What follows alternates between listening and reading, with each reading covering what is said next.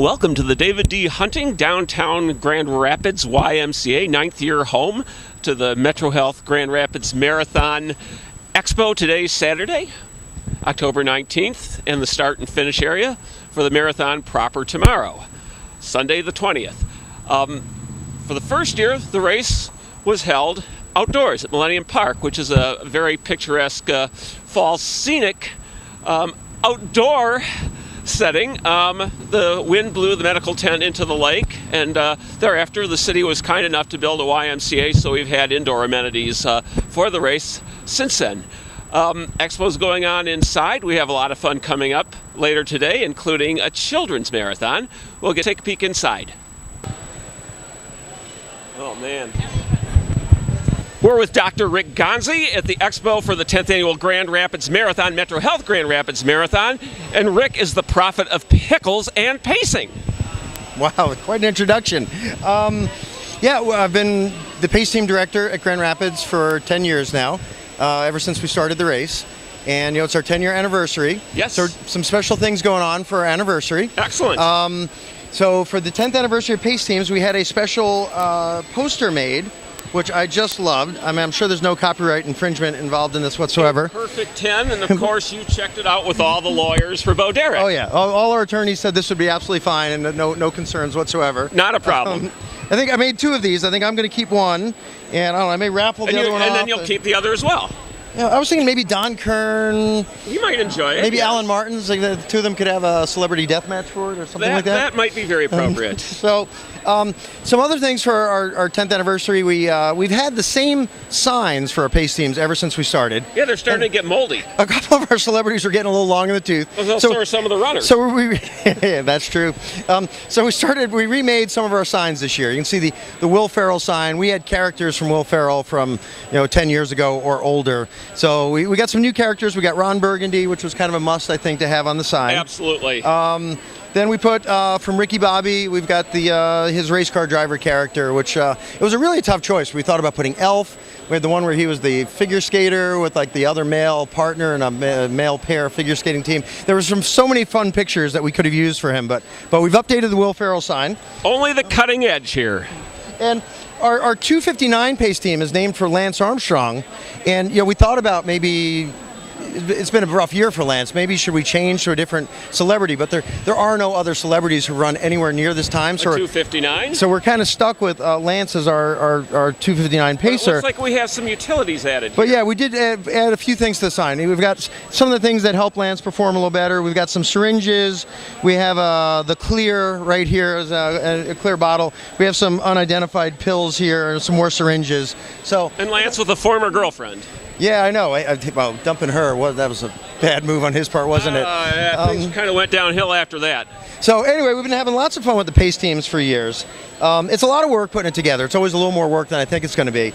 I got an email from one of our pacers, sent me an email last year, which I thought was so neat. I just want to share it with you. It says, Rick, what if this pacer was injured last year and he volunteered to help? He couldn't actually pace. So he was at the finish line helping with stuff.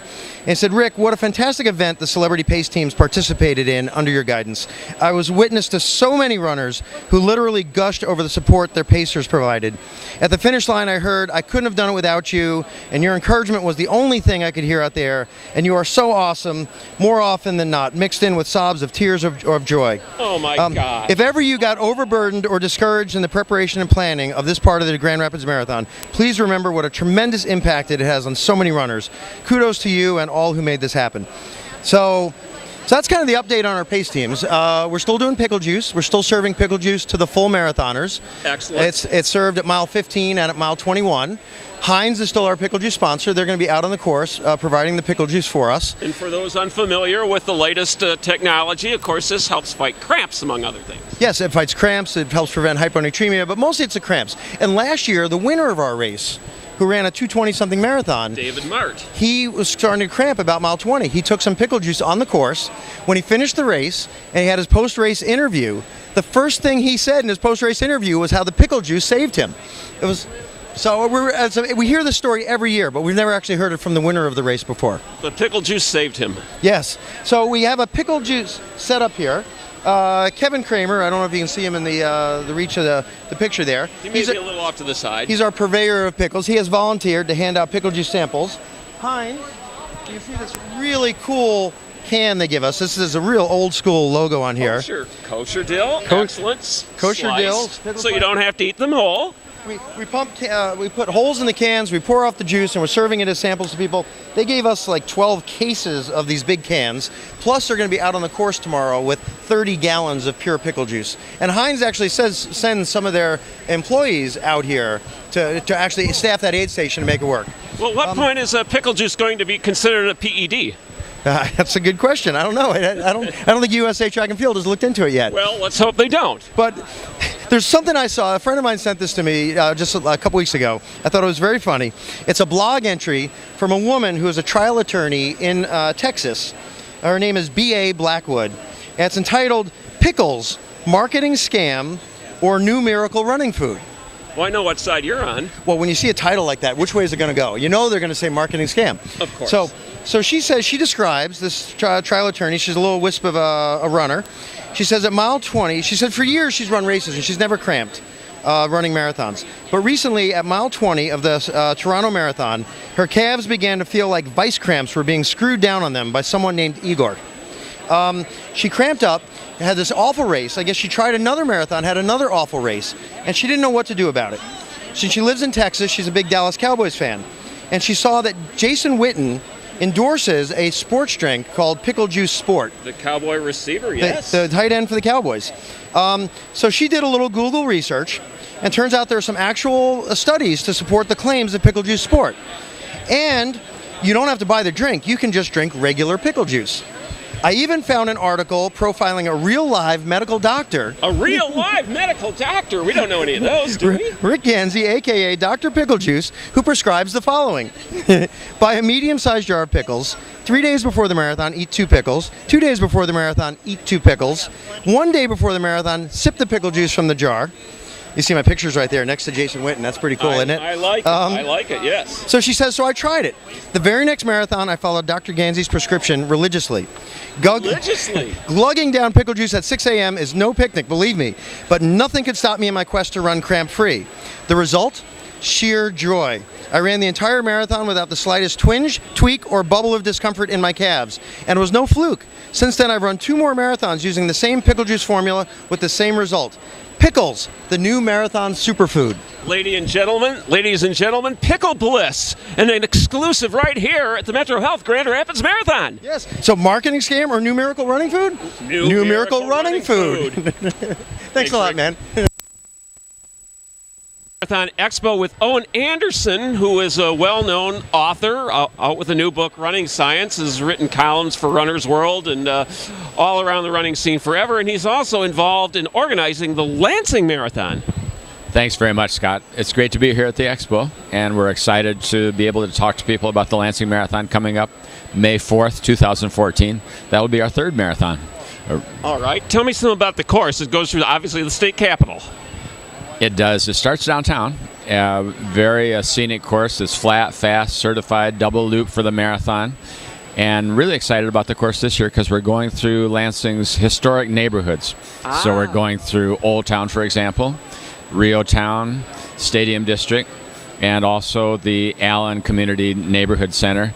And we're having festivals in each area. So it'll be a really festive, fun day. Very exciting for the runners, a lot of crowd support. Any races besides the marathon? Well, we're taking a look at doing something longer about a month before the marathon, maybe a half marathon or 25K.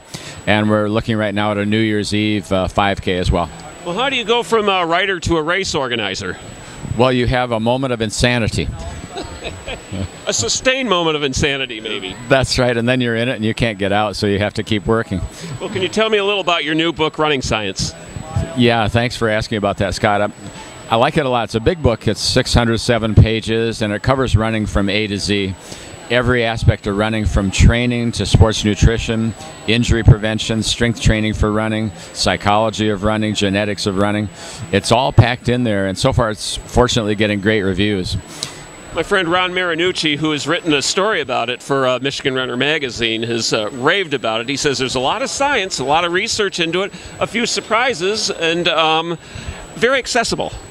Thanks. That's very kind of Ron to say that, and that's what we were aiming for, really. We wanted to bring science to the coach and to the runner in layperson's language, easy to understand, and that was our goal. So it's great to hear that feedback from Ron. We're with Steve Wilcox, who remembers way back in the ancient days to the very first Grand Rapids, a pacer. Yeah, I paced with the Will Farrell group. Our goal was 3:56. And the signs that they carry today are a little bit smaller. The first year they were a bit larger. There was absolutely no venting for it. So we had to go against the wind, which was around 15, 20 miles an hour. So I not only had to try and move forward, but I had to buck the wind with a sail. I was going to say, could you use that to your advantage in some cases? Well, not so much. Not so much. It seemed like the wind was at me most of the way.